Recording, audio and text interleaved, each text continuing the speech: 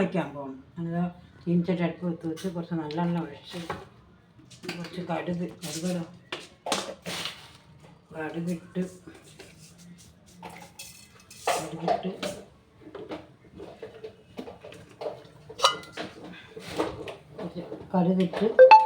കുറച്ച് കരിയേപ്പിലയും വറ്റലും മുളകും ഇട്ട്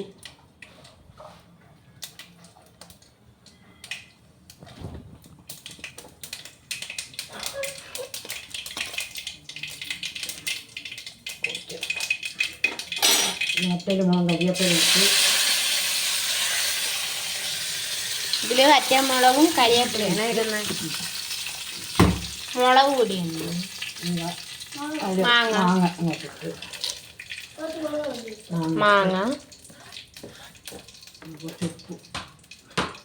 കുറച്ച് ഉപ്പ് ഇട്ട് ഉപ്പിനില്ല ഉപ്പിട്ട് കുറച്ച് മുളക് പൊടി ഇട്ട്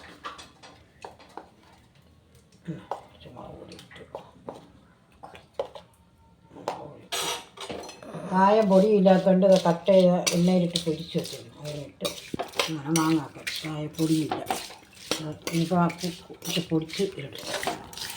മാങ്ങാക്കറി റെഡിയായി. മാങ്ങ നല്ലവണ്ണം തുടച്ചെടുക്കണം. തുടച്ചാണ് മാങ്ങ അരി തുടച്ച്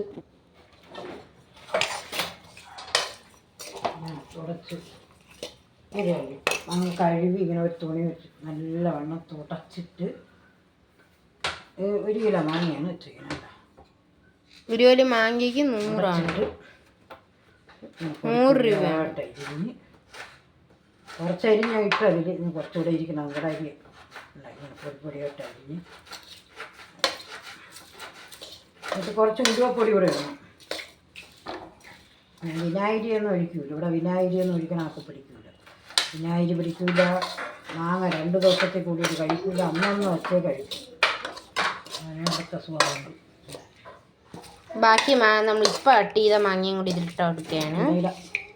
പിന്നെ വെച്ചാൽ ഉലുവപ്പൊടി ഉലുവയുടേന് ഉലുവപ്പൊടി ഇട്ട് അങ്ങനെ അച്ചാറ് മാങ്ങ അച്ചാറുകളൊക്കെയാണ് കേട്ടോ. മാങ്ങ അച്ചാറ് റെഡി.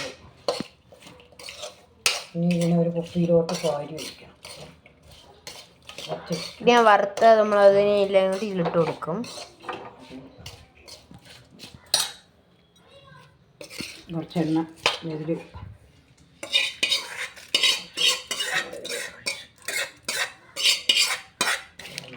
ഇതല്ല ഇനി വരമോ ഇതിലിങ്ങനെ വിളക്കിയിട്ട് കുപ്പിലിട്ടോ. ഇല്ല